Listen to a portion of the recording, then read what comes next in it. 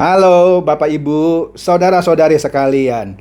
Bersama saya lagi Chandra Teja dari channel Kristen Ngakunya. Channel yang membahas kekristenan yang murni, terbebas dari klinik dan pemahaman yang melenceng. Bagi Anda yang belum subscribe channel saya, silakan subscribe channel saya. Tekan loncengnya agar Anda dapat notifikasi setiap kali saya mengupload video-video saya. Oke, pada kesempatan kali ini saya akan membahas topik yang menarik lagi, yaitu Kristen nyampah sembarangan. Apa itu Pak maksudnya Kristen nyampah sembarangan? Kok masalah sepele aja Bapak bahas gitu ya? Oh enggak, ini enggak sepele. Ini sesuatu yang serius. Begini, sebelum saya masuk mengenai topik nyampah sembarangan, saya singgung sedikit saja dulu ya mengenai dosa. Dosa itu dalam bahasa Yunaninya, kalau kita buka Alkitab Perjanjian Baru dalam bahasa aslinya yaitu bahasa Yunani, dosa disebut sebagai hamartia. Ada juga sih kata lain yang mengartikan dosa itu yaitu adikia. Tapi kali ini kita bicara mengenai hamartia ya. Dosa yang ditulis sebagai hamartia di dalam bahasa Yunani. Apa itu arti hamartia? Hamartia itu artinya melenceng atau meleset dari target yang sudah ditentukan. Jadi misalnya begini, Anda tahu kan ada target orang panahan gitu ya, atau menembak, kan lingkaran makin lama makin kecil sampai titik yang di tengah. Nah, penembak atau pemanah yang mahir, atau kalau di dunia militer disebut sniper, penembak ulung, penembak jitu ya, itu memastikan targetnya itu tepat di titik yang sudah ditentukan. Bahkan pembunuh bayaran pun dilatih untuk melakukan itu. Misalnya ditarget untuk menembak tepat di jantung atau di kepala. Dia tidak boleh meleset 1 mili pun gitu ya, supaya mendapatkan dampak atau efek yang luar biasa dari tembakannya. Ya, begitu dia meleset, artinya dia tidak kena sasaran ya. Nah, begitu juga orang Kristen, di dalam tatanan kehidupan orang Kristen ada hal-hal yang sudah ditargetkan oleh Tuhan Yesus. Ya. Misalnya target untuk saling mengampuni, saling mengasihi. Ya, saya nggak ngomong spesifik sampai di titik mana gitu ya. Tapi kalau target itu kita meleset, gampang saja dah. Harusnya Anda mengasihi atau mengampuni, Anda tidak mengasihi, justru tidak mengampuni, malah mau mencelakakan orang. Artinya Anda meleset. Ya, Anda diminta untuk murah hati, mudah untuk memberi bantuan, tapi dalam prakteknya Anda tidak murah hati, Anda tidak memberi, Anda meleset. Ini hamartia, meleset. Nah, kemelesetan ini ya disebut dosa. Iyalah, Anda disuruh untuk berbelas kasih, memberi bantuan, tapi Anda jadi orang Kristen pelit, tidak pernah memberikan bantuan. Kan sebelumnya saya sudah cerita mengenai, dan saya bahaslah mengenai apa itu memberi, apa itu memberikan pinjaman. Nah, kalau Anda lalai di situ, Anda meleset dari yang sudah ditargetkan oleh Tuhan Yesus. Anda melakukan dosa. Itulah hamartia, kemelesetan. Jadi dosa itu ya intinya kemelesetan. Apa? Gampanglah, jangan engkau mencuri. Engkau mencuri, kan meleset. Disuruh jangan mencuri, tapi mencuri, meleset kan? Dari sasarannya untuk tidak mencuri. Jangan engkau membunuh, dia membunuh. Bahkan dikatakan di Alkitab, engkau membenci saudaramu saja, itu sudah membunuh. Engkau menginginkan sesama jenismu, engkau sudah berzina. Nah, disinilah kemelesetan-kemelesetan yang dalam bahasa Yunani disebut hamartia, yang tak lain adalah ketidaktepatan kita di dalam melakukan firman Tuhan. Oke?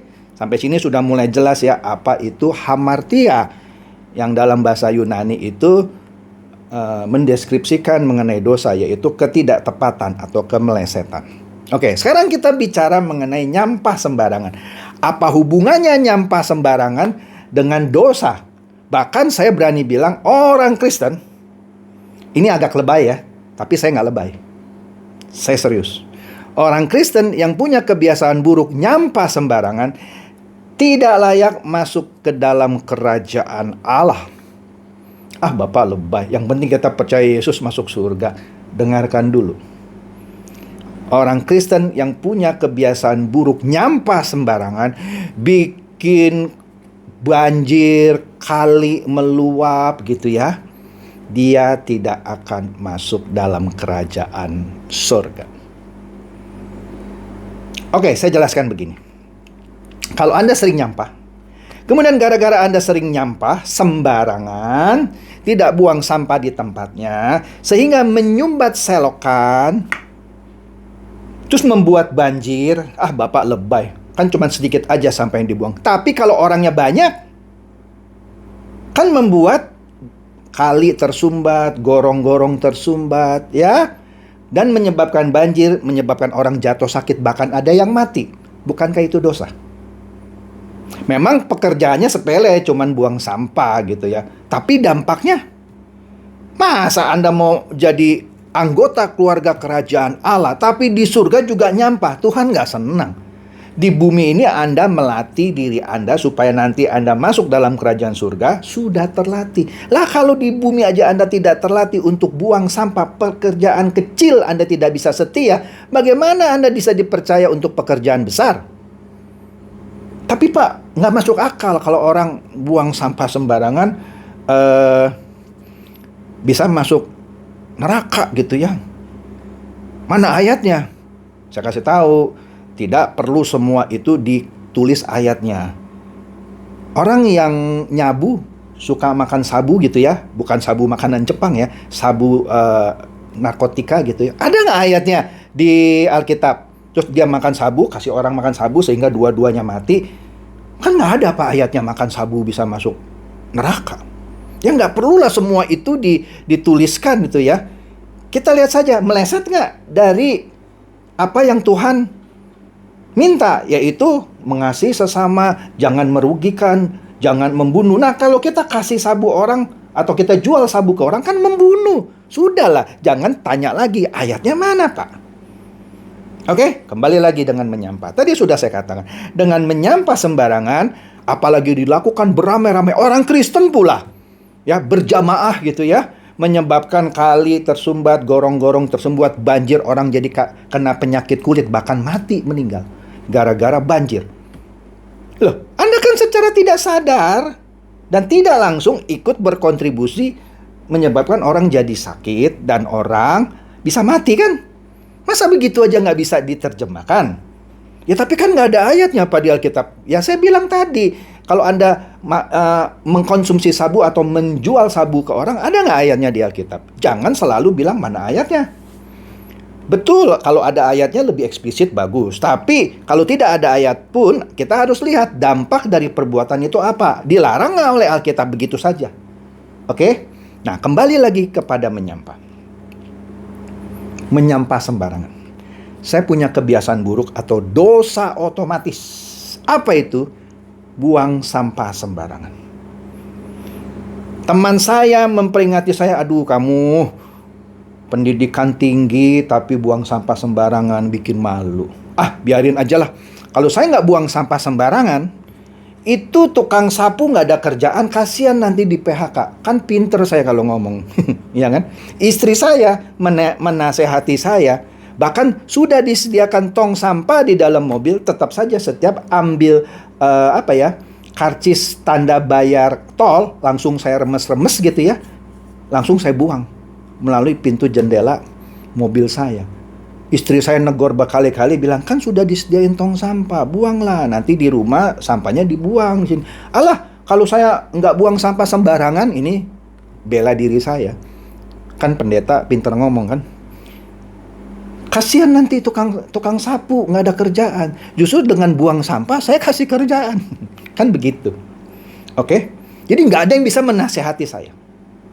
Oke?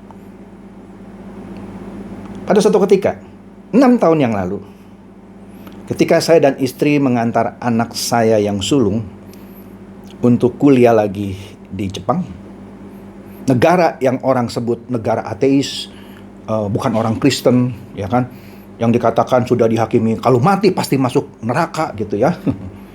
Tapi orang-orang di sana yang mengubah saya. Jadi saya diubahkan justru. Ya, bukan diubahkan bagaimana ya. Saya seperti ditegur dan berubah gara-gara orang yang disebut orang ateis ini. Bagaimana cara dia mengubah saya? Begini, pada suatu ketika saya berjalan-jalan di satu tempat yang cukup elit gitu ya. Trotoarnya saja granit. Memang tempat itu tempat selebritis katanya ya. Kemudian ada seorang ibu membawa tas tangan mahal ya, apa itu, mungkin Gucci kelihatannya ya. Dia menenteng anjing pudelnya yang kecil ya. Kemudian anjing pudelnya pup sembarangan. Saya ngelihat anjing pup di trotoar mah biasa aja ya kan. Kalau di Jakarta orang kalau bawa anjing pup ya sudah. Tapi yang buat saya shock adalah ibu ini membuka tas tangannya yang Gucci itu yang mahal, bukan promosi ya. Dia ambil sarung tangan plastik. Saya lihat, mau ngapain nih ibu? Kemudian dia ambil tisu. Dia tutupi sarung tangan plastiknya dengan tisu. Dia pungut itu kotoran anjingnya. Saya kaget banget.